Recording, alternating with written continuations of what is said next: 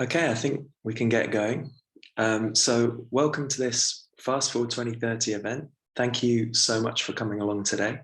This event is called Biomimicry, Entrepreneurship and Designing for Natural Abundance. So my name's Patrick Vickers and I work at the Institute for Global Prosperity, which is based at the Bartlett. And my focus is identifying and promoting the business models, policies and projects that can provide prosperity for people whilst regenerating the natural world. So I'm the UK-based coordinator for Fast Forward 2030, which is a network and platform for businesses that can change our future by shifting to a regenerative system. So we believe that the shoots of a new economy, a new way of being, already exist today. And Fast Forward 2030's goal is to nurture these shoots to help society flourish and prosper in the future. So I mentioned I was the UK-based coordinator of Fast Forward 2030. At the moment, we have two other hubs, one in Kenya and one in Lebanon. And we're hoping to announce a fourth hub soon in a new region. And each of our focus is the same, it's helping grow and direct resources to these transformative businesses. So if that sounds interesting to you, I'll pop our website in the chat and you can sign up to our mailing list at any time. So before I set the scene for our speaker today, we have a little bit of housekeeping. So this session is being recorded and it will be on YouTube and sent to everybody who registered to this event. So if you enjoy it, please share the YouTube link widely. And also you can use the Q&A function at any point. There should be in the bar at the bottom of your screen, there's a Q&A. So first we'll hear from the speaker and then we'll be answering some of your questions later. So let me set the scene. The UK has some of the worst insulated housing in Europe. So that means a huge amount of our energy is completely wasted and millions are in fuel poverty, meaning they're in cold houses in the winter. And there's such a problem with short-term thinking that if you went to buy a kettle or a toaster today, that would have a longer guarantee from its manufacturer than a house built in 2021. So we desperately need a longer-term regenerative planetary vision for the construction industry. And I can think of no better person to provide this than the Director of Design at Biome, Oksana Bondar. Oksana, welcome. Thank you so much for coming. The floor is yours. Thank you, Patrick. What an opening statement. I'm very pleased to be here. And let's start. Okay, so hello, everybody. My name is Oksana Bondar, and I'm the Director of Design at Biome. And Biome is a research and development-led company. We're also a biomanufacturing company, and we are simply driven by a very simple philosophy, which is about only having a regenerative impact on everything that we touch. And what allows us to live by this kind of philosophy is that we let nature to lead all of our innovation. Because at the end of the day, there is no better place to look for inspiration, as well as to learn from, than the natural world. Nature has faced and resolved all challenges through billions of years of evolution and holds answers to engineering, design, economic, and systemic problems. And this nature-inspired approach is commonly known as biomimetics. And biomimetics, or biomimetic design, is a way of abstract informations, structures, functions, and processes in biological systems to synthesize man-made products and systems that solve a problem. Now, I'm sure some of you are familiar with the term of biomimetics, some are not, but what I have found that what puzzles the industry and individuals is how exactly does one practices mimicking nature, and what does it actually mean?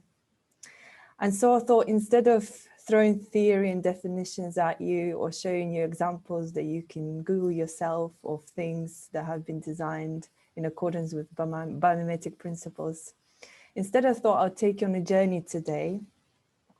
And for this journey, I'd like you to imagine life being a tape. Remember these? And so if life is a tape, then we can rewind, play, pause, and fast forward it in order to explore alternative chains of evolutionary events, and perhaps even travel to the parallel world. Oops, sorry. And, rewinding the tape of life would hopefully allow us today to better understand and appreciate the natural processes and systems in the context of space-time and help us mimic it in everything that we do. But before we start playing with our tape of life, little history. So the concept of rewinding the tape of life was put forward by the evolutionary biologist and paleontologist Stephen Jay Gould back in 1989. And the question of evolution's predictability and repeatability has been since passionately debated within the scientific circles.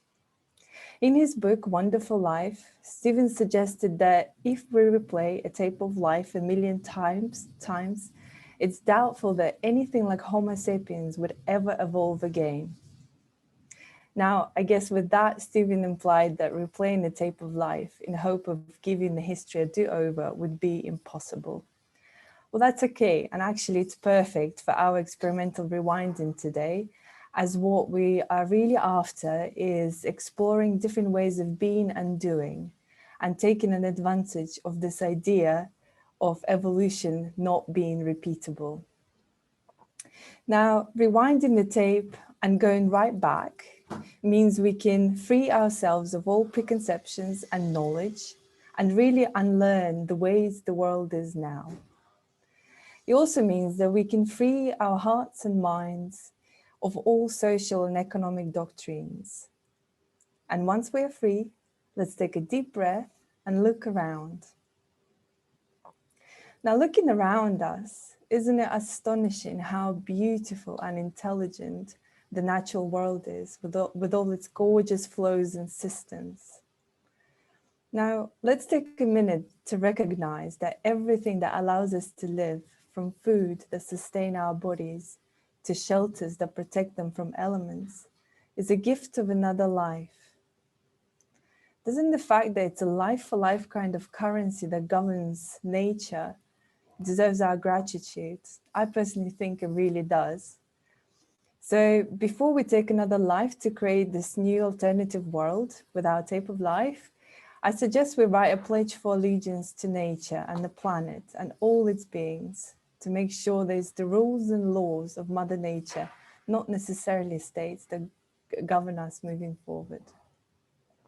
Now, still feeling free of knowledge and preconceptions, and with the pledge for allegiance to nature in our pocket, let's notice how the world is in constant flux and how dynamic is all organic and inorganic matter. Now, the incredibly dynamic nature of matter just makes you wonder why our current world is so limited by standard geometry, and leads to questions like, why are buildings rectangular? Why our walls are so perfectly straight? And why the windows are mostly square? Now, of course, straight lines and right angles have made the world we know possible so far. However, I think such parameters shouldn't limit us in looking past the known to imagine the possible. And I guess also the modern designer has been working with dead and stagnant matter and has been eager to design objects and buildings that are fixed and timeless. However, since we now recognize how our world is in constant flux, then shouldn't we welcome the possibilities of designing with dynamic materials and even lively matter, and draw on biology's capacity for fluidity, novelty, disobedience, and even monstrosity? Now, welcoming change and movement will allow us to start designing adaptive structures that are full of directedness and evolution. Now, let's go back to our tape of life and fast forward the tape from the beginning of time to the start of the development of human civilizations, and see if we can find examples of design and engineering with lively matter and nature. How about these living root bridges that were developed by the indigenous tribe called Khasi in northeast India? Now, to me, these bridges are an amazing example of sophisticated technology that banks on traditional ecological knowledge or tech.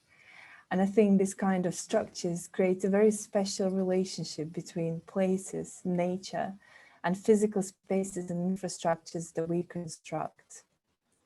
Now, as a designer who's dedicating her life to working with lively and dynamic materials, I must say that this idea or this journey is the most incredible journey. It's truly a journey through the wonderland. And working with mycelium, for instance, a material that is literally alive, it breathes and grows and has intelligence of its own, means that the relationship between you as a designer and the material is no longer the same. You're no longer the master, and the material is no longer just a substance you manipulate.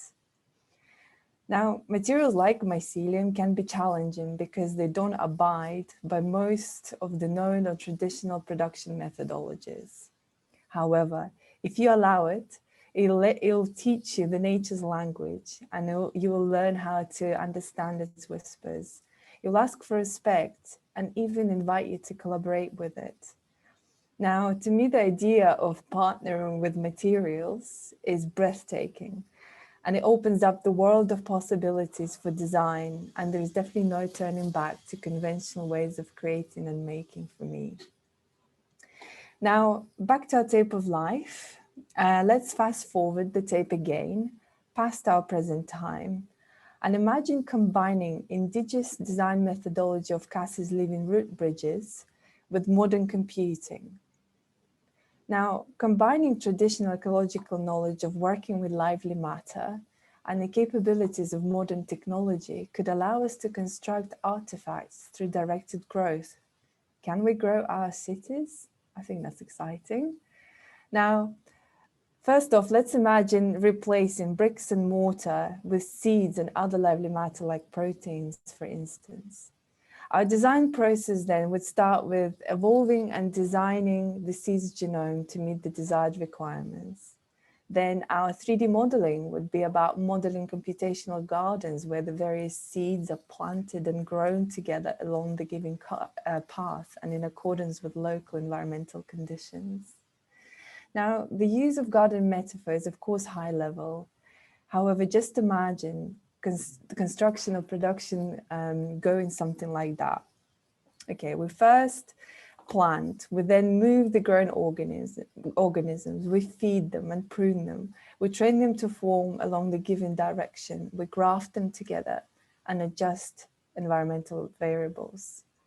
Well, tribes like Khasi have been doing it for centuries, and I think we can definitely take their technology and wisdom a little further.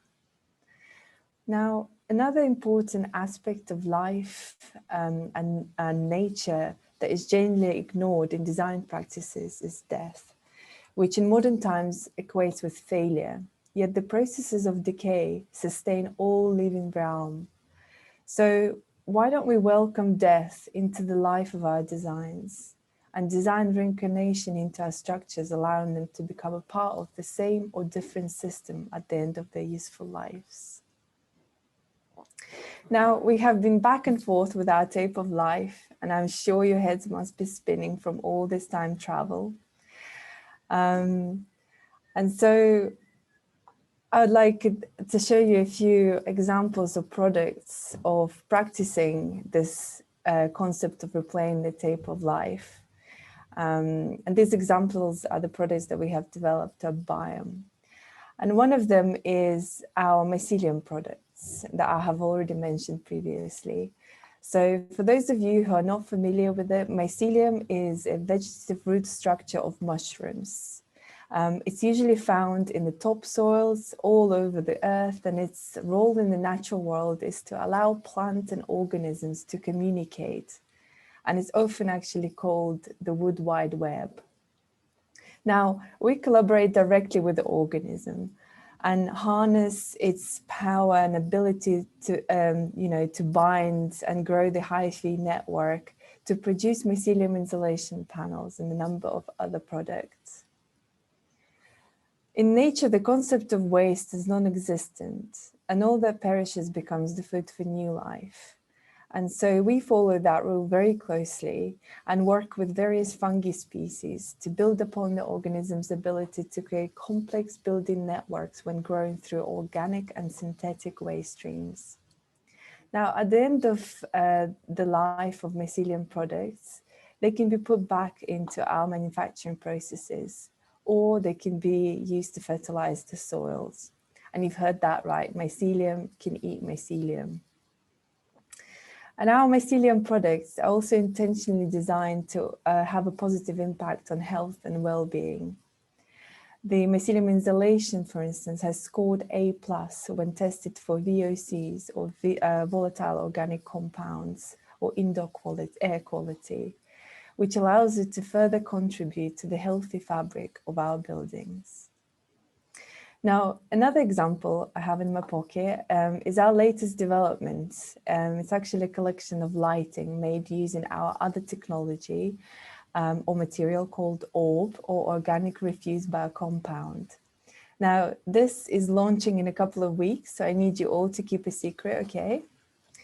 So within this development of the product, we embraced again the collaboration with dynamic material and invited it into our labs, our design studio, and our workshops. We respected its soft and malleable nature and gave it a skeleton that allows the material to develop a very sturdy body by wrapping its flesh around it whilst being subjected to such natural forces like gravity. Now, this way of making is a way of rewinding that tape of life each and every time with each and every lampshade. Each one of them turns out unique and unrepeatable, just like evolution. Now, such designless approach to this product, where matter is allowed to form itself and is not constrained by rigid geometries, results in very dynamic forms and fluid design language. Now, this product also has death designed into it and embraces it, because it starts its life from being born using waste streams like coffee chaff on the left and orange peel. And once it has lived its useful life, it lets die easily, because it can be transformed into another product, so another lampshade, or contribute to another ecosystem like soil. Now, to conclude, I'd like to all not to be afraid to rewind, play, pause, stop and repeat, to come closer to being able to mimic the beauty and sophistication and intelligence of the natural world. Thank you. Wow, thank you so much. You said it would be a journey. I didn't realize how much of a journey it would be. That was very good. Thank you. So if any audience members, if you want to chime in with questions in the Q&A, then please do go ahead. But for now, I'll ask you a couple of questions, Oksana. So you pointed to an example of indigenous design and indigenous architecture as something that inspires Biome and inspires your approach to design. What's it been like going into the world of a construction industry, which is not used to thinking like that, and bringing inspiration from people who are used to coexisting with nature for thousands and thousands of years? How is that received? Very good question, Patrick. I think we're still in that process, so it's still an ongoing conversation, but it's an interesting one to try and pioneer and showcase this new way of being and operating and constructing.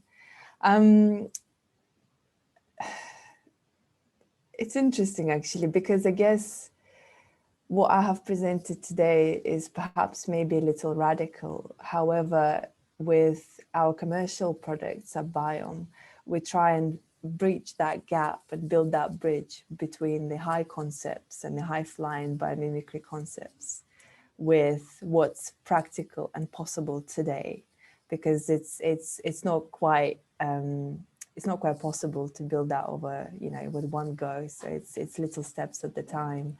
So I guess the first step is our headliner product, which is insulation panel. So it embeds the ecological knowledge of the indigenous tribes in it. So in the way it's produced, in the way it's used, in the way it's then discarded off and recycled back or put back in the system. Yet it's a very familiar product. You know, it's a like for like alternative to the current insulation panels that we use.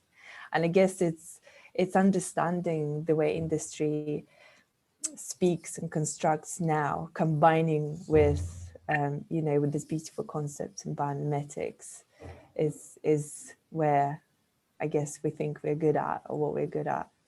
And it's one step at a time. Insulation first, and then skyscrapers that are growing. That sounds amazing.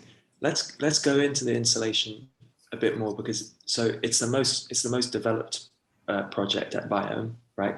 How does it compare to regular insulation? So what's the environmental impact of your normal insulation as it's created at the moment, and then how does mycelium insulation compare?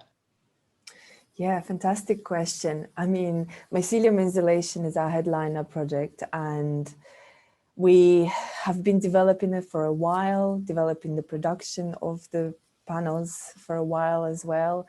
And when we got to testing it, which was started a few years back, we were absolutely amazed by the results of the preliminary tests that have come back to us. I mean, we knew they would perform very well. You know, it's the qualities or the physical attributes of the material or the panel, which is actually one of them, is just behind me here, is very similar to, again, to any conventional alternatives on the market. So we thought we'll definitely do well.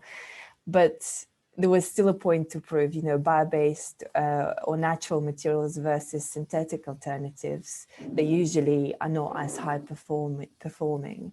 So when this test came back, it was astonishing because it's outperforming most or all synthetic and natural insulation products on the market. From the thermal capacity or thermal conductivity of our insulation, it's in comparison or in the range of the premium synthetic insulation. But then in terms of environmental and social impacts, so the way it's produced, our biomills or biomanufacturing facilities, they actually act as carbon sinks because they draw in the waste that would otherwise go to landfill. And it's we're starting with agricultural waste streams, and then slowly we'll ramp up to synthetic waste streams as well. So yeah, it acts as a carbon sink because it draws in waste and then locks that within the material. Mycelium actually digests and breaks down the toxins within the waste streams as well through a process called mycoremediation. So it breaks down to very simple chemical components, hydrocarbons mainly. And then obviously when it's put back into the building, it then has further benefits. You know, it's scored as A+, and that was unheard of for a building material to virtually have no volatile organic compounds in it, which basically means that it emits nothing, and you know, it only contributes more and more to healthy home or space to be in, which is incredible. And of course, end of the life is very important. Like you said, there are more guarantees for your kettle than the building. So unfortunately, our construction and built environment is very fast paced. It's almost fashion-like. So for that reason, and that's perhaps okay, you know, populations are growing, so we have to be adaptive.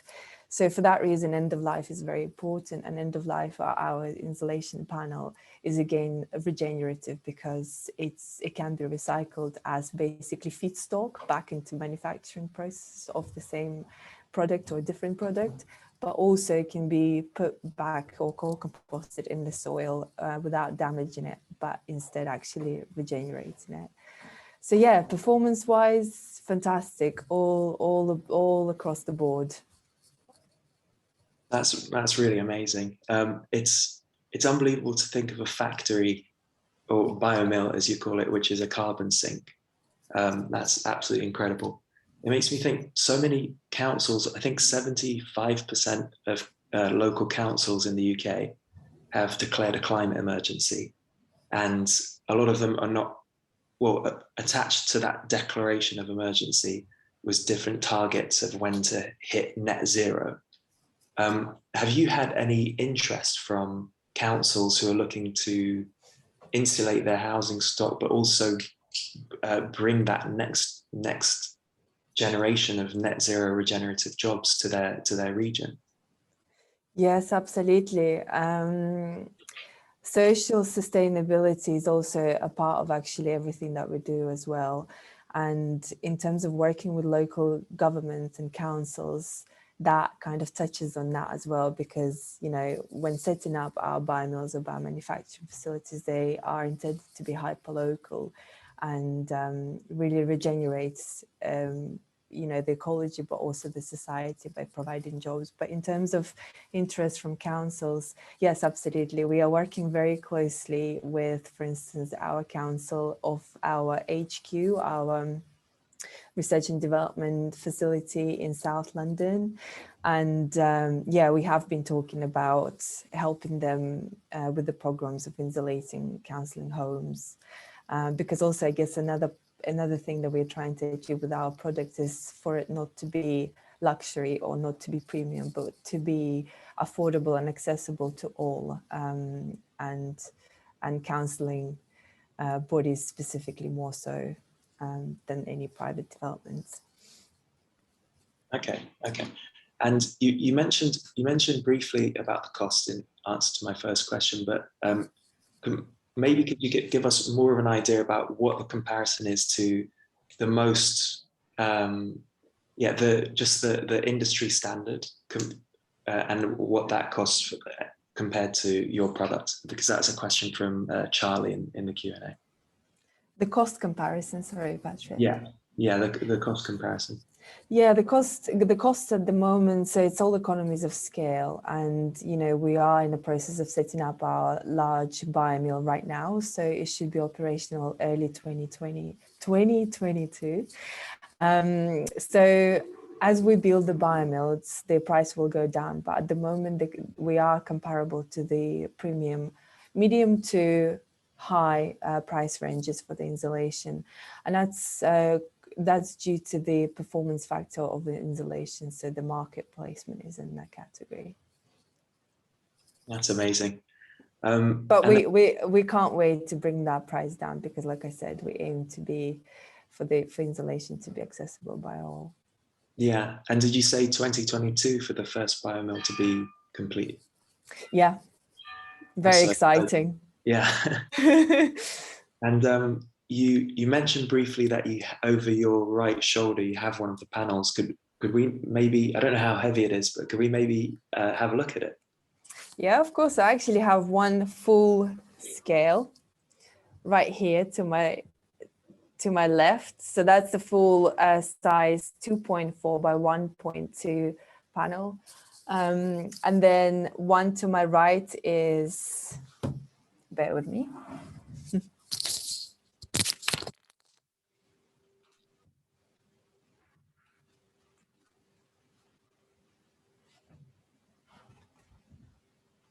There we go. So not very heavy by the looks of it. And I couldn't hear you. Yeah, not very heavy by the looks of it. No, not at all. It is very, very similar to your conventional insulation panels. So it is basically a rigid foam once it's cured. Okay. Sorry, let me just put that back. Here Great. go. And then we have a question from Roy in the chat, who says the example of the bridge from India was very interesting. Do you know of any other interesting examples of tech for his own research after the session? Yeah, absolutely. Fantastic question. So this is something of an obsession of mine. Yes, I have a lot of examples, and actually I will start by referencing a book called Low Tech LO-TEK. And it's the radical indigenous design. I have a terrible memory for names, so I would not be able to tell you the author. But Julia Watson? Sorry? Julia Watson, I think. Yes, that's it, Juliet Watson.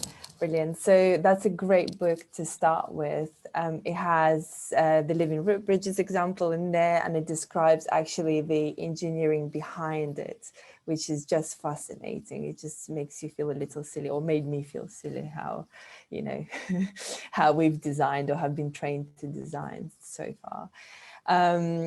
And then so that's with actual living trees and their roots, right? Some other examples that I find beautiful are working with just natural materials, I guess, which again requires so much appreciation and knowledge of how something that is not or can't be injected into a mold behaves, you know, and its lifespan and its how it adapts and changes depending on whether it's humid or hot. And so one of those examples is reed structures by marsh Arabs in Iraq. So they actually, they work with seagrasses and reeds to build amazing structures.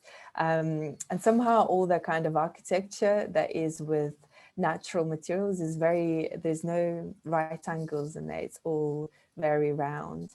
So that's a great example of architecture with natural materials.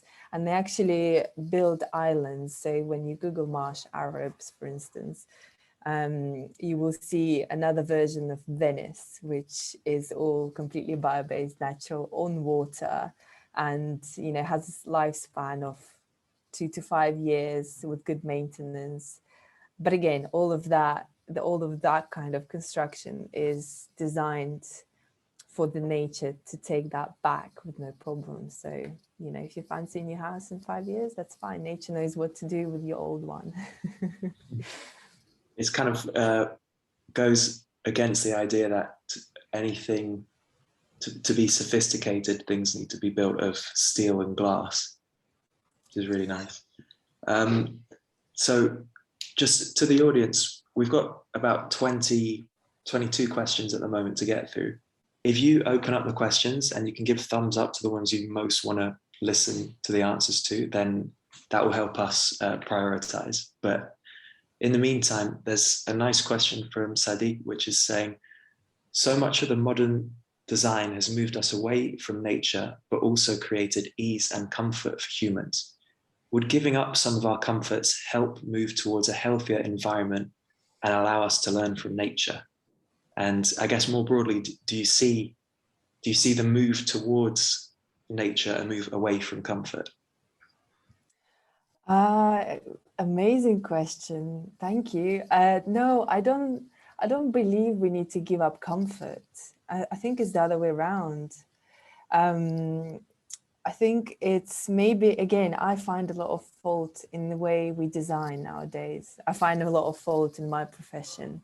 And I think we don't necessarily need to give up comfort because we give up some sort of materials that, you know, we synthesize ourselves. I think it's the fault and it's bad design. I think coming closer to nature and working with nature and designing and building with nature should provide more comfort and more sophistication than what we have now.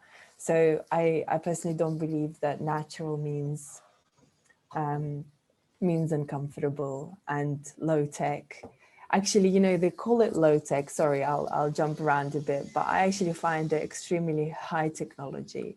And again, you know, with advances and our developments and innovation within computing, for instance, and using that to progress and build on what nature teaches us, you know, would hopefully, you know, lead us to the levels of comfort and sophistication that we haven't been able to imagine yet. Yet all can be bio-based. I truly believe that. That's a great answer. So two of the most popular questions are asking a similar thing. Could you elaborate on having death built into the product? What is the lifespan? And yeah, what's the durability of mycelium? And I'll come back to that one because there are a few questions, but first of all, let's go with the lifespan. Yeah, no, what I meant by talking about death, I guess, it's an important, again, when we look at nature, death is an important part of life. It's just, both of them are inseparable, you know, and it's beautiful because when something perishes, it's food for a new life. So it's actually a circle of life, and it's just a stop between the two different lives, you know. So, and I guess within our man-made world, we kind of ignore that rule which governs the whole world, organic or inorganic, you know. And I think it's that point that we completely missed for a few decades or centuries, you know, is designing it out and being fixed on something that lasts 100 years. And, you know, so I think it's important to understand and appreciate and embrace it, because actually, you know, we also realized how much we are in love with trends and fashion. Well, that's great, you know, let's not give that up. That's our comfort zone. But then in that case, let's design the death into our designs that will allow us to keep up with the trends, but also not pollute constantly, but instead actually use that to our advantage. I'll stop on that point and I think go into the lifespan. Was that the one? The lifespan. Yeah. So Mycelium isolation panel, as part of the standard testing, actually as a product, is being tested as we speak for the different factors that ages it, and then that works out the lifespan of the panel, and not just physical dimensions or like how it retains its physical integrity, but also the performance as a thermal insulation panel. So the lifespan, if it's not exposed to elements for a very long time, it only degrades when it is in contact with organisms and microorganisms within the soils. That's the only thing that we know of that breaks it down. So as long as you keep it away from your compost bin, it can last for a very long time. Yeah, basically. That's wonderful. But that's something to be tested accordingly against the standards as a product as well. Great. So Rory Quick has said, your work sounds amazing, thank you. I wanted to know your thoughts on regenerative clothing or clothing materials which could change the fashion industry and help alleviate some of its main problems. Yeah, great question. I think actually in a wider sense of talking about bio-based materials or regenerative design, biomimetics, the industry doesn't matter. So I would say for fashion, it would be very similar to what we're doing in construction. And in fact, we have had a lot of inquiries from the fashion industry to start and kick off research of, for instance, using mycelium leather for shoes and anything leather goods, as well as soles of the shoes and the trainers. I actually completely forgot the question, but what you're interested in terms of regenerative clothing or regenerative materials, and if you think it has the potential to alleviate some of the problems in the fashion industry. Yeah, absolutely. I think, yeah, again, similar as construction, just looking for materials that are regenerative, that are made in a regenerative way. Again, because we, you know, these are the things that have a particular lifespan or that we want it in our lives for a particular time. Again, death designed into it would be amazing. So yeah, very similar to construction. I guess that's my view for fashion, and it can definitely resolve a lot of questions. Fashion is actually in competition with construction in terms of the impact or negative impact, so same applies. Great. Exciting time to be alive and to be a designer, to be honest. You know, a lot of people get very down about this problem, but actually myself and my team at Biome, we see it as an incredible opportunity. Yeah, there's so much potential which is the other side of all the problems we face. So absolutely. All right, so we've got a question from Joe Johnson. Would it be possible to explain a bit more about how the lampshades are formed? What's the initial formwork that they're grown on, and are they dried or finished in some way at the end? How's the growth stopped? I can go back to these questions, but if you just want to go into the process a bit more. Yeah, no, sure. Maybe let's go back to the slide as well, just to have a look at it. Yeah, so lampshades. So first off, these are not mycelium. So this is our different technology. It's called ORB, or organic refuse biocompound, which is basically a material. It's a binder, which is 100% natural and derived from waste streams. It's then combined with a waste stream. So it's a matchmaking of the binder that we have developed and a waste stream. So in this case, for this collection, we used coffee chaff and orange peel. So this is not grown. This is something that you can compare to a compound, or when it's completely cured, it's actually, and when it's in the panel shape or form, then it's an alternative to MDF and OSB, depending on the waste stream. It can be a lighter type wood-based board, or even some plastics as well, because things like coffee grounds are very dense, or orange peel is very dense as well. So this is not grown. This is basically a compound that you can mold. So, and the way lamps were shaped, again, that kind of shape usually in manufacturing is achieved through two-part mold, right? And you would inject plastic, for instance, and it would sit there and get cooled and then taken out, and that's the shape. Whereas because the material, when it's wet, say, I guess, or not cured, it's malleable and it's soft. So we just build on that observation and respected that, and decided against a heavy manufacturing technology that is energy hungry, and it's very heavy industry-like. But instead, we kind of just worked around with this soft and malleable nature and gave it basically like a skeleton. You could maybe call it a one-part mold, but it's not molding anything, because it's very standard geometry of a skeleton, and then the material, when put on top of it, just forms itself. And then, yes, it's cured. So basically, the moisture is removed. We have a custom-built type of dehydrator, I guess, which is completely low energy, and there's no passive heat that cures these lamps. So, and at the end, you wouldn't believe how hard and sturdy they are, the material itself. So also beautiful sheen. I'm personally very pleased with them. They are very beautiful, yeah. Thank you. There was another question, where was it gone?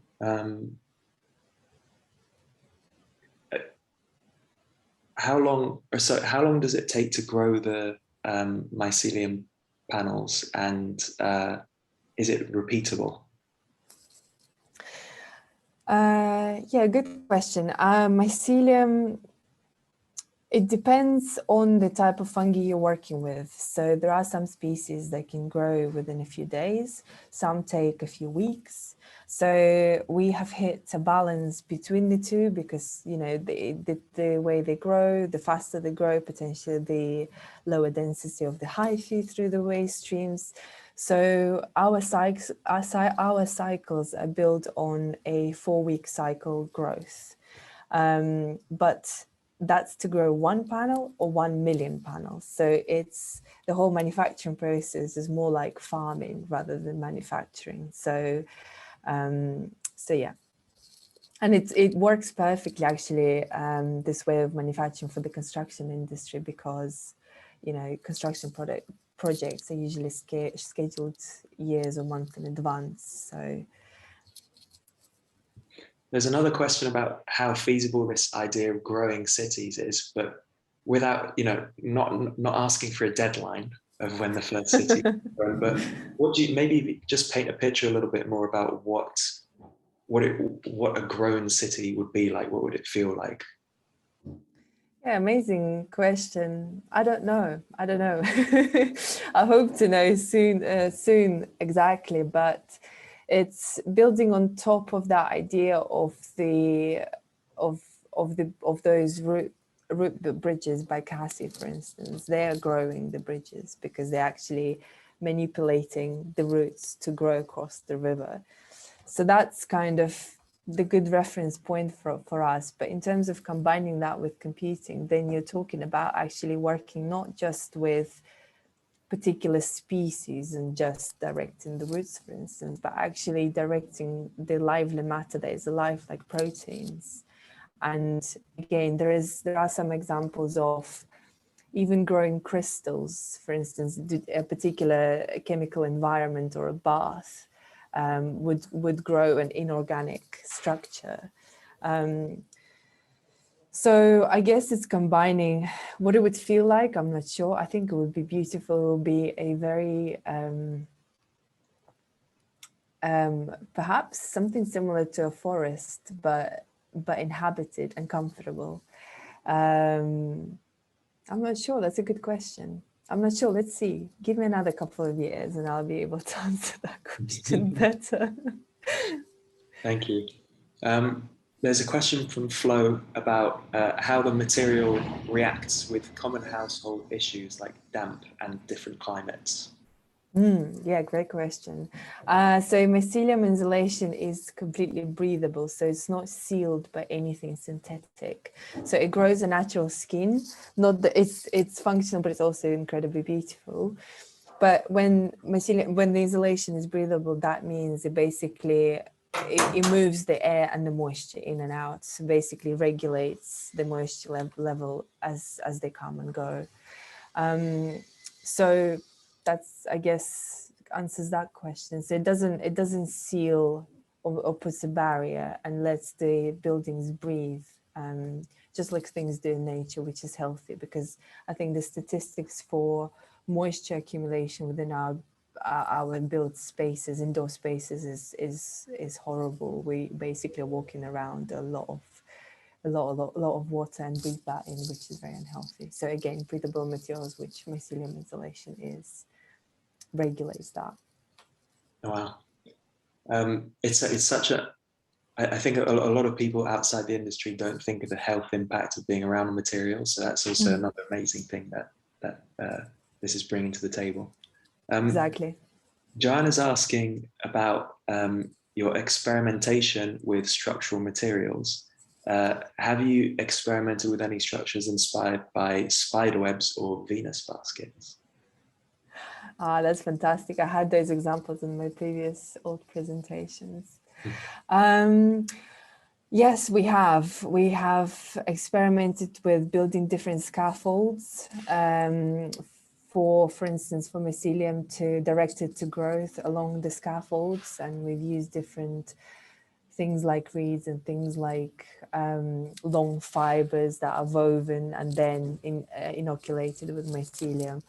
How structural they aren't really. They're quite soft or semi-structural. And the research is ongoing, so we'll see. I guess it's also, yeah, sorry, I'm not sure what I was going to say there, but yeah, there is experimentation going. And actually for instance, the panel itself, which is quite interesting just because it's so minimal and primitive geometry of it, is interesting in terms of playing with it and seeing how much structure you can get out of a panel or a combination of panels, because in itself it's quite dense, so it's semi-structural as well. So a lot of exploration there as well. Keep up to date, guys. By the way, we are growing faster than ever, so all of these questions I think will be answered practically through our work. And how can people keep up to date with you? Yeah, they can subscribe to our newsletter. We are on most of the social media channels. Yeah. Great. So Dr. Matt Davies, who's a professor at the IGP and helped with some of the brainstorming before this event, has asked, well, first of all, he said that was a beautiful and inspirational presentation. Can you elaborate on how you would define regeneration compared to terms like sustainability? Great question. I mean, regeneration is, dare I say, it goes beyond sustainability, because we're no longer sustaining. We're actually no longer just not having a negative impact, but instead we are having a positive impact. So we're not just taking and not polluting, but we are taking and giving back. And so it's, you know, it's going into the realm of symbiosis with nature, and that's where regeneration comes in place. So it's, you know, life for life and a give or take, and regenerates in terms, yeah. So to me, that's that really. It's coming closer to nature rather than just trying to stop the destructive practices that we have around us, but instead give back. I think it's time as well. We've got another question about scale, which I think you've kind of answered with the biomill opening in next year. So Justin's asked, could this be used within informal settlements where there's no insulation or no formalized building materials or systems? I'm not sure what that means. If I understood it correctly, if it could be used somewhere where the access to this kind of materials is not there. Sorry, Yeah, Patrick, so help me.